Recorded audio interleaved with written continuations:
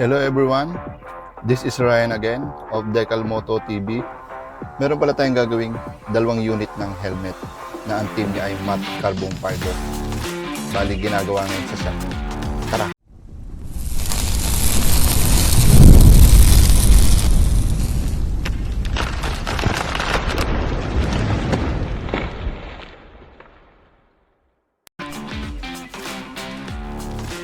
Bali nagkat muna tayo ng sticker ng carbon fiber bago natin ilagay sa helmet. Bali susukatan muna natin yung area na napaglalagyan ng carbon fiber. Tapos unti-unti natin siyang ilapat sa helmet.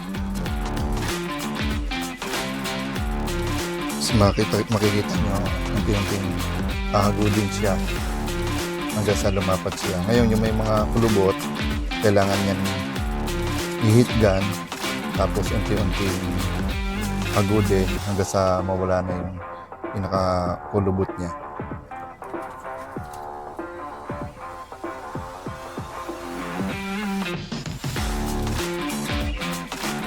Yan, medyo naka-slow motion siya, kaya ganyan siya.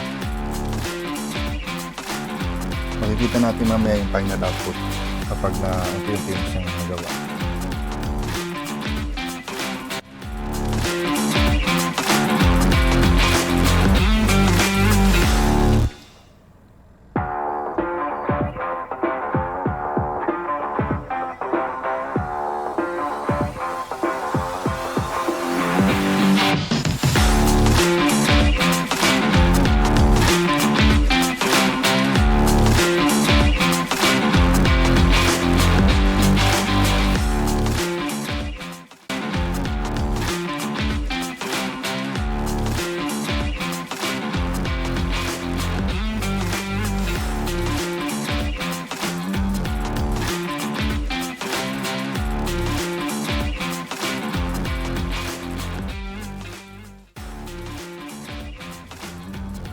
Makikita natin ngayon sa slow motion yung carbon fiber talagang lapat na lapat siya sa helmet.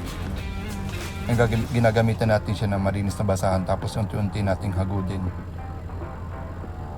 Kailangan wala siya talagang bubbles para maganda siya tingnan.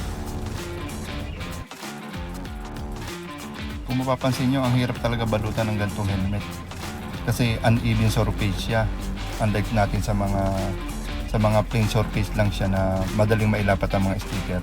Kasi kapag uneven surface, kailangan mo talaga ng skill na gagawa nito.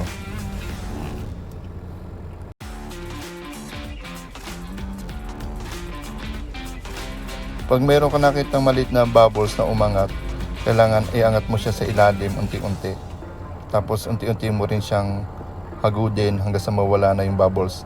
Makikita niyo sa picture, sa video kung anong ginagawa ng ating installer.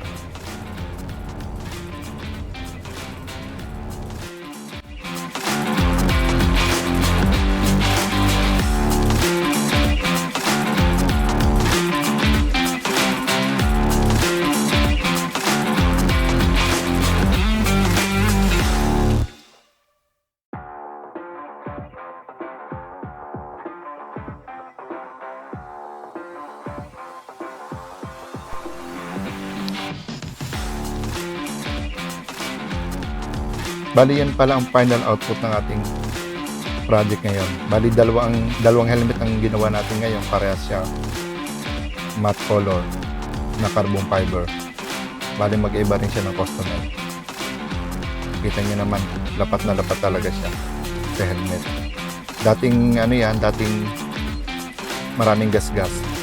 Pero ngayon, kita niyo almost brand new.